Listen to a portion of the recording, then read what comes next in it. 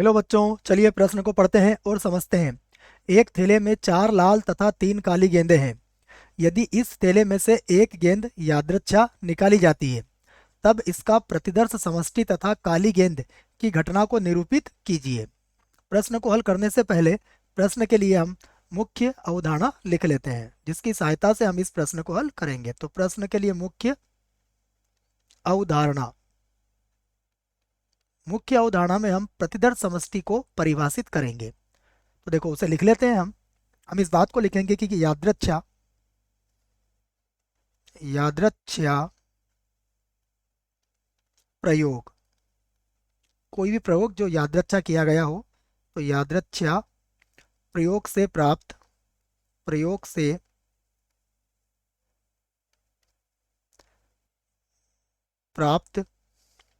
सभी संभव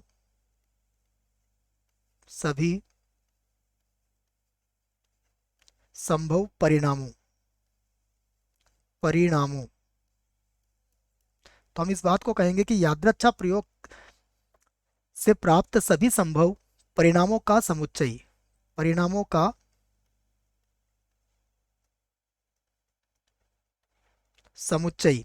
क्या होता है? प्रतिदर्श समष्टि कहलाता है। प्रतिदर्श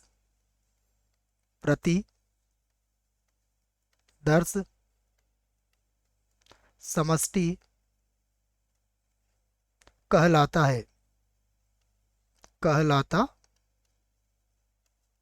ये याद रखें आप।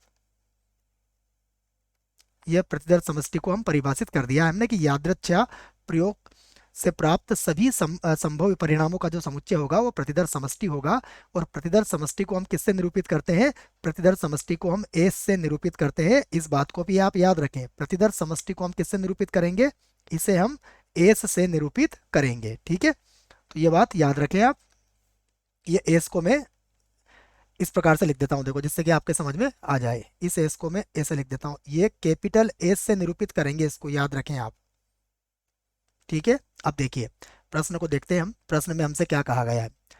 एक थैले में 4 लाल और 3 काली गेंदें हैं। तो हम लिख लेते हैं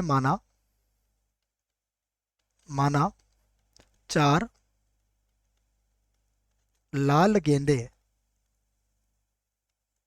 क्रमशः, देखो, लाल गेंदों को हम क्रमशः क्या कर लेते हैं, मान लेते हैं कि पहली R1 है, उसके बाद R2 है, R3 है और R4 है। तथा तथा देखो, लाल गेंदों को हमने मान लिया, हमारे पास काली गेंद भी है, तो 3 काली गेंदें क्रमशः, देखो, इनको हम मान लेते हैं, काली गेंदें हैं तो इसको मान लेते हैं B1, उसके बाद B2 और उसके बाद B3 है।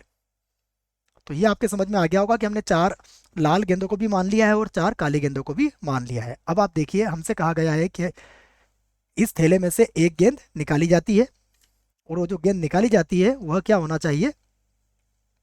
आ, कोई सी भी गेंद हो सकती है। उसके बाद उसका तो हमें क्या निकालना है? प्रतिदर्श समष्टि। उसके बाद काली गेंद की घटना को निरूपित कीजिए, ये भी हमें ज्ञात करना है। तो दो बातें हैं इसमें। देखो, सबसे पहले हम निकालते हैं इसका प्रतिदर्श समष्टि। तो एस बराबर क्या हो सकता है? देखो, एस बराबर हो सकता है R1, उसके बाद R2, या फिर R3, या फिर R4। मतलब लाल गेंदों में से कोई सी एक गेंद लाल निकाली जा सकती है, या फिर यह हो सकता है B1, B2 और B3। अर्थात काली गेंदों में से भी कोई एक गेंद निकाली जा सकती है। तो ये सभी स्थितियां जो बन सकती है वो हमारा क्या कहलाएगा? प्रतिदर्श समष्टि एस कहलाएगा। तो एक उत्तर तो हमारा आ गया। अब काली गेंद की घटना, तो काली गेंद की घटना को भी लिख लेते हैं हम यहाँ पर। देखो, तो अब हम लिखते हैं काली गेंद की घटना। काली गेंद गेंद की घटना। देखो, काली गेंद की घटना क्या हो सकती है हमारे पास? काली गेंद की घटना ये हो सकती है, या तो पहली वाली काली गेंद निकलेगी, या फिर दूसरी काली गेंद निकलेगी, या फिर तीसरी काली गेंद निकलेगी। तो ये हमारी काली गेंद की घटना की स्थितियां हो गई है, और ये हमने प्रतिदर्श समष्टि ज्ञात कर लिया है। आशा करता हूं बच्चों आपको इस प्रश्न का उत्तर समझ में आया होगा। धन्यवाद।